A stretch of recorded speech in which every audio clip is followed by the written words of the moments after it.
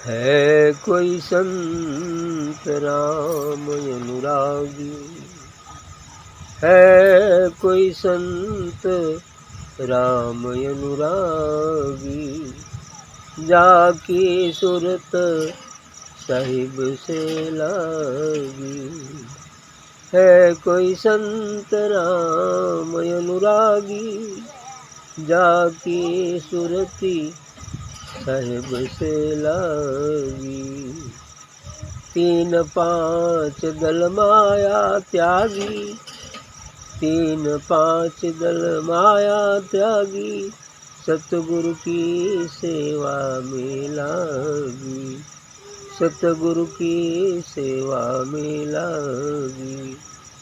अरस परस पीव के संग राती, अरस परस पीव के संग राती, होई रही पतिव्रता। दुनिया भाव कछु नहीं समझे, दुनिया भाव कछु नहीं समझे, जो समुद्र समानी सरिता, जो समुद्र समानी सरिता। दुनिया भाव कछो नहीं जाने, जो समुद्र समानी सरिता। मीन जाय कर समुद्र समानी, जह तह जह देखे तह पानी पानी। मीन जाय कर समुद्र समानी, जह देखे तह पानी पानी। काल कीर का जातन पहुँचे, काल कीर का जातन पहुँचे, निर्भय दौर लुभानी, निर्भय दौर लुभानी। 52 चंदन भंवरा पहुँचा, जहाँ बैठा तह गंधा। 52 चंदन भंवरा पहुँचा, जहाँ बैठा तह गंधा। उड़ना छोड़ के थिर हुए बैठा, उड़ना छोड़ के थिर हुए बैठा, निस दिन करत आनंदा। उड़ना छोड़ के थिर हुए बैठा, निस दिन करत आनंदा। जन दरिया एक राम भजन करी, जन दरिया एक राम भजन करी, भरम बासना खोई। जन दरिया एक राम भजन करी, भरम बासना खोई। पारस परस भयालो कंचन, पारस परस भयालो कंचन, बहुरिन लोहा होई, बहुरिन लोहा होई। है कोई संत राम अनुरागी, जाके सूरत साहिब से लागी। अच्छा कहा है दिलेगा ने कि ऐसा कोई संत है जिसका प्रेम, जिसका अनुराग उस सदगुरु अर्थात राम रमता है सो राम से लग गया। क्योंकि संत जब कोई राम का नाम लेता है तो उसका मतलब वो निर्गुण निराकार सत्ता ही होती है, जो कण कण में विराजमान है, जो चर और अचर, जड़ और चेतन सभी वस्तुओं में है, उस राम से। इसलिए कहते हैं वह एक ही है। इसलिए कहते हैं कि है कोई संत राम अनुरागी। फिर ऐसा कोई संत है कि वह राम का अनुरागी है। अनुरागी माने सदगुरु से प्रेम करने वाला, यूँ कहें सदगुरु में मिल गया है ना। सदगुरु से प्रेम करते करते सदगुरु में मिलना आता है या सदगुरु में मिलना होता है, लेकिन पहले तो प्रेम करना ही पड़ेगा। तो इसलिए कहते हैं, वो कहा न, राग बैराग, त्याग और अनुराग, ये 4 चीज़ें। अनुराग, राग इस संसार से जो लगाव हो जाता है, संसार के सगे संबंधी हितनाथ, धन दौलत कुटुंब कबीला के प्रति जो हम आसक्त रहते हैं, उसका नाम राग है। उसको प्रेम नहीं कहते, उसका नाम राग है। उससे हमारा लगाव है, उसके बिना हम नहीं रह सकते, ऐसा है। इसलिए कहते हैं ये हो गया राग। लेकिन धीरे धीरे धीरे जब वो अध्यात्म पथ पर चलना शुरू करता है और वास्तविकता को समझने लगता है, क्या सत्य है क्या असत्य है, हम कौन हैं, हमें क्या करना चाहिए, किस लिए आए हैं और क्या कर रहे हैं, इन बातों पर विचार यदि वो करके चलते रहता है तो धीरे धीरे बैराग शुरू हो जाता है। बैराग का मतलब होता है राग से हटना। राग से हटना बैराग है। केवल जोगिया रंगा के और घर द्वार छोड़कर जंगल में भिक्षाटन करते हुए भोजन यापन करना और मन से सांसारिक विषयों का ही चिंतन करना, इसका नाम बैराग नहीं। घर में रहकर भी यदि हम राग से अलग हटते जाते हैं, चाहे बस कुछ भी पहने हो, क्योंकि साधना तो मन को, शरीर को साधने से क्या हो। साधना है मन को, लोग साधते हैं शरीर को। अब शरीर बेचारी की कौन सी गलती है, इसको साधने की क्या जरूरत, मन को साधना है। मन के हारे हार है और मन के जीते जीत। यदि मन इन सांसारिक विषयों को लेकर हार जाता है कि अब हम उसके बिना रह नहीं सकते, तो हार ही तो होती है। यदि हार जाता है तो हार उसकी हो गई, तो राशि का पानी बनेगा। लेकिन यदि मन इन पर विजय हासिल कर लेता है, सदगुरु की कृपा प्राप्त कर, तो जीत हो जाएगी उसकी, फिर नहीं आना पड़ेगा। तो इसलिए कहते हैं राग बैराग त्याग। जहाँ त्याग हो जाए, अभी बैराग अलग होने की बात नहीं, बिल्कुल त्याग हो जाए तो उसका नाम त्याग हो जाएगा, यानी उसका ख्याल भी न आए। और जहाँ त्याग का भी त्याग हो जाता है, तो उसका नाम है अनुराग। त्याग का त्याग से मतलब कि हमने छोड़ दिया है, यह भावना भी अभी पकड़ने जैसा ही है। जैसे कोई कहता है कि नहीं, आदि रहा है किसी चीज़ का और कहता है कि हमने जो है शराब पीना छोड़ दिया है, चोरी करना छोड़ दिया है, या गांजा पीना छोड़ दिया है, यदि बार बार कहते फिरता है तो फिर पीने लगे, है ना। कुछ दिन यदि छोड़ भी दे तो फिर पिएगा, इसलिए कि अभी उसका रुझान उधर की है और उस वस्तु की याद आ रही है, इसीलिए तो कह रहा है कि हमने छोड़ दिया, है ना। लेकिन अंत में वही व्यक्ति फिर पीना शुरू करेगा। इसलिए कहते हैं कि जहाँ त्याग का भी त्याग हो जाए, बस वही अनुराग पैदा हो। अनुराग ही प्रेम है, अनुराग ही प्रेम है, ईश्वर से प्रेम, ईश्वर के प्रति प्रेम ही अनुराग। ठीक, तो इसलिए कहते हैं कि राम अनुरागी, जिसको ईश्वर से प्रेम हो गया, सदगुरु से प्रेम हो गया, जाकी सूरत ही साहेब से लगी, तो वह उसकी सूरत ही, उसका ध्यान उस सदगुरु से ही लगा रहता है, अन्य चीज़ों में विचरण नहीं कर पाता है। भजन साधना सत्संग करते हुए भी और संसार के सभी कार्य को करते हुए अपना चित्त, अपना मन उधर को लगाए रखना और खाली समय मिलने पर ध्यान साधना सत्संग करना, ये अच्छी बात है। इस तरह से उसका ध्यान, उसका जो है लगाव 24 घंटे बना रहे। सोते समय उसकी याद करते करते सो जाए, ये समाधि घटित होती है। अर्थात फिर सुबह यदि उसी की याद आती है तो मतलब यही निकलता है कि ध्यान में ही नींद ध्यान में ही बीती है। ये चीज़ सुबह उठते फर्स्ट ऑफ ऑल जो हम सोच कर सोए हैं वही याद आए तो जानिए कि नहीं ध्यान में ही चलता रहा, ये नींद भी ध्यान में ही चली। और यदि दूसरी चीज़ याद आ गई तो इसका मतलब ध्यान नहीं रहा, है ना। हाँ, ये चीज़ें हैं।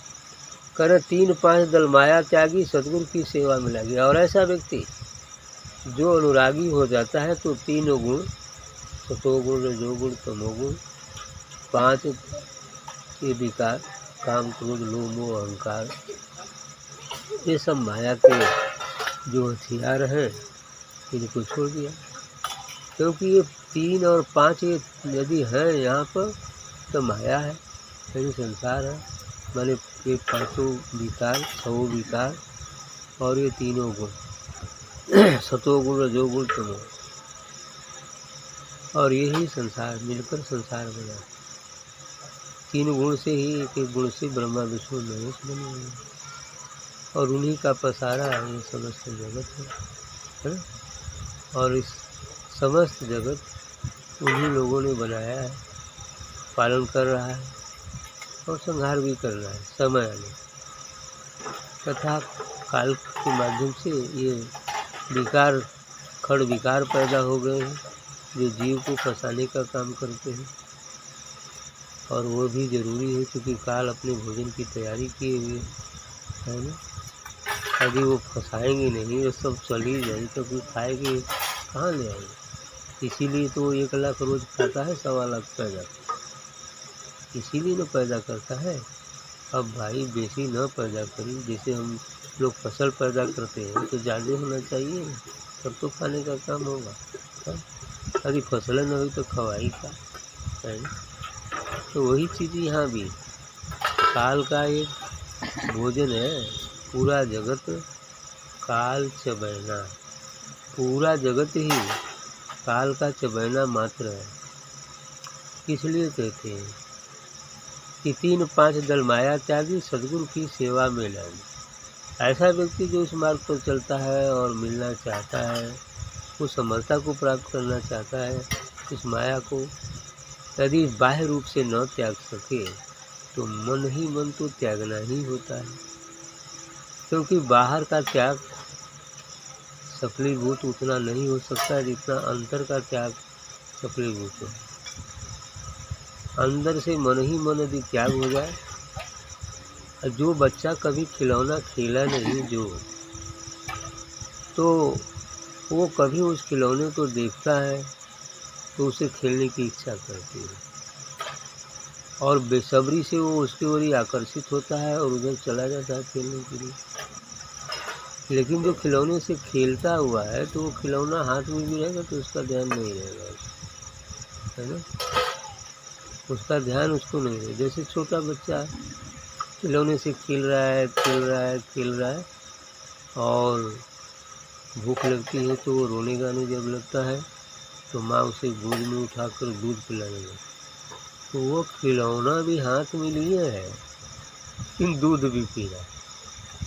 अब उसका ध्यान खिलौने पर है ही नहीं, कहाँ है, दूध पर है ना, दूध पर है, उस अमृत पर है। ऐसी खिलौना अर्थात संसार हाथ में भी रहे लेकिन ध्यान सद्गुरु में रहे। तो सद्गुरु रूपी माँ का जो अमृत रस रूपी दूध है उसका पान करके खिलौना है, उसे ध्यान नहीं है। जरूरत होगी तो खिलेंगे, नहीं तो हाथ में पड़ा है, कल से क्या करना है उसको, है ना। ठीक है, ये एकदम यही चीज़ें होती है। संसार की जो घटनाएं हैं वो अध्यात्म की बताती है, लेकिन उसमें अध्यात्म ही छिपा रहता है। लेकिन वो दृष्टि चाहिए, विवेक चाहिए उसे समझने। तो इसलिए कहते हैं कि सद्गुरु की सेवा में लगी, सद्गुरु की सेवा में वो लगा रहा। अरस परस पियो के संग राती होए रही पतिव्रता। अर्थात अब बिल्कुल चूँकि पतिव्रता होगी, यानी जीवी रूपी स्त्री की परमात्मा रूपी शादी, पति से जब शादी हो जाती है तो अब दरस परस सब कुछ अंग संग रहता है, वो अंग संग हमेशा रहता है। उठते बैठते सोते जागते खाते पीते हमारे अंग संग ही रहता है, वो कहीं दूर थोड़ा ही है, वो तो सब साथ में ही रहता है, अंदर भी है बाहर भी है, हर जगह है, कण कण में विराजमान है। इसलिए कहते हैं कि अरस परस की उपे संग्राती। अब इस प्रकार से साधक करते करते जब अपने उस मूल स्वरूप को प्राप्त हो जाता है, अपने निज स्वरूप को प्राप्त हो जाता है, तो अरस परस हमेशा वो अपने प्रीतम सदगुरु व परमात्मा के साथ ही रहता है और कोई रही पतिव्रता।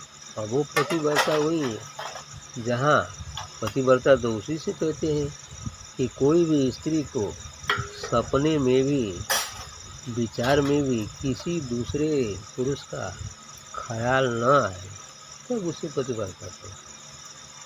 यदि ख्याल उसका दूसरे जगह है, भले वो कार्य न करे, तो भ्रष्ट है, उसे पतिव्रता नहीं कहा जाता। पतिव्रता का मतलब ये है कि स्वप्न में भी विचार में भी किसी दूसरे पुरुष का ख्याल न आए तो उसे पतिव्रता कहते। और यदि वो ख्याल करे, कार्य घटित न हो, तो भी वो पतिव्रता नहीं। यही सिद्धांत। उसी प्रकार से किसी को अनुभक्ति कहते। यदि हमें ईश्वर के अलावा कुछ और विचार भी आ जाते हैं तो ये पतिव्रता नहीं है। अब 24 घंटे उसी में लीन रहना है ना, और संसार के कुछ कर्तव्य जो करने हैं उसको निष्कामता और उसके याद करते करते कर लेना, फिर हो जाएगा और उसमें कर्म नहीं बनेगा। और यदि उसको कार्य समझकर यदि हम करते हैं कि हम कर रहे हैं तो कर्म बने, कर्तापन का भाव होगा। वहाँ अकर्ता में करेंगे तो कर्म नहीं बनेगा। अरस परस पियो के संगराती होए रही पतिव्रता, दुनिया भाव कछु नहीं समझे। अब वो पतिव्रता तो हो गई, प्रीतम से मिल गई, सतगुरु से मिल गई, लेकिन इसको दुनिया नहीं समझती। क्यों? कि दुनिया कहाँ समझेगी, ये तो अंधी ही दुनिया। आँख खुली है लेकिन अंधी है ना, आँख खुली है, ये नहीं कि आँख बंद है। ये संसारिक दृष्टिकोण से उसकी आँख खुली है, लेकिन आध्यात्मिक दृष्टिकोण से बंद है, अंधी। वो संसार के विषय वासनाओं धन दौलत कुटुंब कबीला को कमाने के लिए इसकी आँख खुली, कमाएगा सब कुछ करेगा, लेकिन ईश्वर की तरफ चलने के लिए पता नहीं है कि ईश्वर क्या है, पता नहीं कि मैं कौन हूँ, पता नहीं कि हम क्यों आए हैं मुझे जन्म लेकर, तो कहाँ से जाएगा करेगा, इसलिए वो अल्लाह है। तो अरस दुनिया भाव कछु नहीं समझे, ज्यों समुद्र समानी चलता। अभी दुनिया इस बात को नहीं समझ सकती, उसी प्रकार से जैसे सरिता को समुद्र अपने में समा लेता है ना। अब सरिता हमारे उफनती हुई जाती है, लेकिन समुद्र में जाके क्या होता है, मिली में जाके समुद्र उसे समा लेता, आ जा है ना, ऐसा समा लेता। उसी तरह से जीव अपना चलते चलते जब आगे बढ़ता है तो सदगुरु की कृपा होती है तो कहता आ गया, अच्छा चलो ठीक है, चलो उसको रख लेते हैं, समा लेता है ना। ऐसी तो यही चीज़ है ये। इसलिए इन्होंने कहा कि जो समुद्र समानी सरिता, यानी समुद्र ने सरिता को अपने आप में समा लिया। किसी को कबीर साहब ने भी कहा है, सरिता उमड़ सिंधु को सोके, है ना, कुछ जात बकानी। तो इस तरह से सरिता उमड़ सिंधु को सोखे, तो सरिता उमड़ सिंधु को सोख रही है, उमड़ कर गई सिंधु के पास, लेकिन समुद्र ने ही उसे सोख लिया, अपने में आत्मसात कर है ना। समुद्र ने कृपा की उस पर, सरिता पर, और उसको अपने में आत्मसात कर लिया, सोख लिया। हाँ, समुद्र समानी सरिता मीन जाकर समुद्र समानी जहाँ देखी तो पानी। अब मीन जो है छोटा सा गढ़ही में से निकल कर और समुद्र में चली जाए, है ना, जैसे वो गढ़ा भी होता है ना, कोई मछली मारने वाले गढ़ा मारते हैं, छोटे गढ़ों में भी मछलियाँ होती है, लेकिन कदाचित उसे संपर्क मिल जाए कुछ ऐसा जिससे वो नदी में पड़ जाए और नदी के माध्यम से वो सागर में मिल जाए सागर में मिल जाए। तो वही बात कह रहे हैं कि मीन जाए कर समझ समानी। यह मीन मछली जो है, यानी जीव रूपी मछली उस परमात्मा रूपी महासागर में जाके समा जाती है। तो जैसे मछली संसार में यदि गंगा की धारा में पड़ जाए और फिर वह उसके माध्यम से सागर में चली जाए, अब उसे देखते कि चारों ओर पानी है, पानी है, पानी है, पानी है। अब उसको आनंद ही आनंद है कि अब ये पानी कभी सूखने वाला भी नहीं है। वो तो गढ़ही के पानी में जो हम थे वो तो सूख ही जाता, इसलिए उसे कष्ट था। उसी प्रकार से जीव संसार रूपी गढ़ही के पानी में फंसा हुआ है, लेकिन ये कब सूख जाएगा पता नहीं है। लेकिन यदि कोई संसर्ग रूपी दरिया मिल जाए, सत्संग रूपी गंगा की धारा मिल जाए और उस गंगा की धारा में पड़ जाए, तो धीरे धीरे, क्योंकि वो समुद्र से मिलेगी, ये भी धीरे धीरे समुद्र में पहुँच, अगर समुद्र में पहुँच जाएगी तो समुद्र उसको आत्मसात करने वाला काम खत्म हो जाएगा, है। यही चीज़ है। इसलिए कह रहे हैं कि मीन जाए कर समझ समानी, जहाँ देखे तहाँ पानी पानी। अब इधर देखता हूँ उधर तो हर जगह तो वही है ना। इधर देखता पानी पानी, मतलब वो दिव्य दूर चारों तरफ फैला हुआ है। ऐसा परमात्मा है, हर जगह कण कण में विराजमान है। ऐसा दिखने लगता है जिस प्रकार मछली को यह दिखने लगता है कि समुद्र में चारों ओर पानी है, पानी है ना। वैसे ही ये भी दिखता है कि इस महासमुद्र में चारों ओर ईश्वर ईश्वर ईश्वर ही है, परमात्मा ही चारों ओर। यह चीज़ जहाँ देखे तो पानी पानी, काल कीर की जाल न पहुँचे, निर्भय दौड़ लुभाने। इतनी बात है उस काल की। अब ये जाल वहाँ नहीं पहुँच पाती, क्योंकि काल की जाल से वो बाहर हो गया अब वो काल की जाल से बाहर हो गया, अब इसका बस खत्म हो गया। टिकी टिकड़ी तक काल का दायरा है, जहाँ तक मन है वहाँ तक संसार है और वो काल है, काल का जो है भोजन है। और जब मन नहीं रह गया, वो आत्मा में हो गया, तो काल से परे हो गया, है ना। जब मन का रूपांतरण आत्मा में हो गया तो काल से परे हो गया। अब काल उसको प्रभावित नहीं कर सकता है। तो इसलिए कह रहे हैं कि निर्भय दौड़ लुभानी। अब वो बिल्कुल निर्भय हो गया है ना। अब वो बिल्कुल निर्भय हो गया है, निर्भयता आ गई है, और यही निर्भयता लाना होता है ना। निर्भय बनो, क्या है ना, यही निर्भयता लाना है। कबीर साहब ने कहा कबीर निर्भय भवंता, कुंजी बता दूं मैं ताला खुलने की, है ना। करो जतन सखी साईं मिलन। तो वो कह रहे हैं कि भाई साईं मिलन की जतन करो। अभी ये साईं मिलन की जतन हो जाएगी तो जतन करते करते मैं उपाय बता दूँगा, ताला खोल लूँगा, ताली दे दूँगा, खोल लूँगा। क्योंकि ताली तो सदगुरु के पास है। अब बिना वहाँ पहुँचे, बिना सदगुरु को रिझाए ताली मिलती नहीं है। लेकिन सदगुरु ताली तभी देता है जबकि देख लेता है कि नहीं अब ठीक हो गया, तब ताली दे देगा, हो जाएगा ताला ठीक। बावन चंदन भौरा पहुँचे, जहाँ बैठा तहाँ गंदा। अब बावन चंदन भौरा पहुँचे, जहाँ बैठे तहाँ गंदा। अब इस प्रकार से अब उस पर जितनी भी ये 52 अक्षर की बात जो कही जाती है, 36 ये है, 14 वो संस्कृत वर्णमाला के हैं, कितना है 50, दो कुछ और मिलकर 52 हो जाते हैं ना। तो ये सभी 52 चंदन भौरा पहुँचे, जहाँ बैठा तहाँ गंदा। अभी जो है पूरा वहाँ पहुँच गया तो जिधर जाता है वहाँ गंध ही गंध है ना। अब आत्मा जहाँ पूरा आत्मा में पहुँच गया तो चारों तरफ गंध ही, श्वेत ही आसन, श्वेत ही फूल, सोते झंडा, कुल चीज़ श्वेत हो जाता है बस, और कुछ नहीं, बस वही सब कुछ हो जाता है। जहाँ बैठता है तो सुगंध ही मिलेगी। ये भौरा, ये जीव भौरा बन जाता है आत्मा रूप में हो करके, और जहाँ जाएगा वहाँ देखता है अमर लोग, उस सचखंड पहुँचेगा तो वहाँ गंध ही गंध है, वो अमृत ही अमृत है। ऐसा आत्म शीतलम, एहसास होता है। उड़ना छोड़ के थिर हो बैठा निस्दिन करत आनंदा। अब वो भौरा जो अभी उड़ रहा था, मन माली जो भौरा है अभी उड़ रहा था संसार में, यहाँ सुख मिल जाएगा, यहाँ सुख मिल जाएगा, यहाँ सुख मिल जाएगा, है ना। भिन्न भिन्न व्यक्तियों व वस्तुओं में सुख तलाशता रहता है। लेकिन अब यहाँ पहुँचने के बाद क्या होता है, अब स्थिर हो जाए, अब इधर की खाल ही मिल जाती है ना। क्योंकि अब वहाँ तो अमर फल मिल गया, अमृत रस मिल गया और महासुख मिल गया। तब वो इस क्षणिक सुख के लिए क्यों परेशान है ना। इसलिए वो स्थिर हो जाता है। कह रहे हैं कि उड़ना छोड़ के स्थिर हो बैठा निस्दिन करत आनंदा। एकदम अब उड़ा बंद हो गया, यानी विचार करना ही बंद है।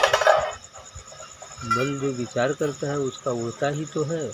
आदमी यहाँ बैठा है तो फला जगह चला जाता है, यहाँ सत्संग में बैठा तो भी पहुँच जाता है, वहाँ पहुँच जाता है, वहाँ पहुँच जाता है, सब हो जाता है। उड़ रहा है। अब उड़ना बंद करेगा तब ना होगा, है। तो कह रहे हैं कि उड़ना छोड़ के थिर हो बैठा निस्दिन करत आनंदा। अब उड़ना छोड़ करके, विचार छोड़ करके वो आनंद में है, स्थिर हो गया।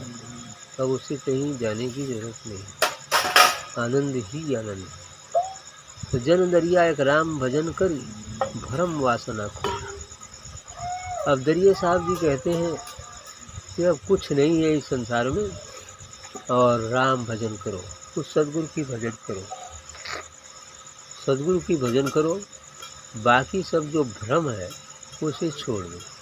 भरम वासना कोई, जो भ्रम है और जो वासना है उसे भी खोकर। वासना इच्छा का सूक्ष्मतम रूप वासना होता है।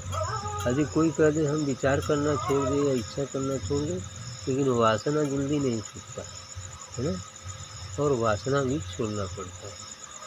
सकल वासना खोई, भ्रम और वासना खो करके ईश्वर सदगुरु की भजन करें। आगे कहते हैं कि एक बार पारस परस भया लोह कंचन बहुर न लोहा। कठोर जिस प्रकार से लोहे को यदि पारस पत्थर से स्पर्श करा दिया जाए तो वो सोना हो जाता है, लेकिन सोना होने के बाद वो फिर लोहा नहीं बनता। बनता है क्या? नहीं बनेगा। सोना हो जाए तो फिर वो लोहा कैसे? वही चीज़ तो वह लोहा, वह सोना पारस परस भया लोह कंचन बहु न लोहा हो। उसी प्रकार से ये जीव रूपी लोहा सदगुरु रूपी पारस से स्पर्श करके क्या बन जाता है? कंचन बन जाता है। लेकिन यहाँ पर थोड़ी सी बात एक ये है कि पारस पत्थर जो केवल लोहे को ही लोहे को भी ही सोना बना देता है, लेकिन कभी लोहे को पारस नहीं बनाता है ना। लेकिन सदगुरु क्या करता है? सदगुरु ही बनाता है। गुरु क्या करता है? गुरु बनाता है ना। वो कुछ नहीं करता है, वो अपने जैसा बना देता है ना।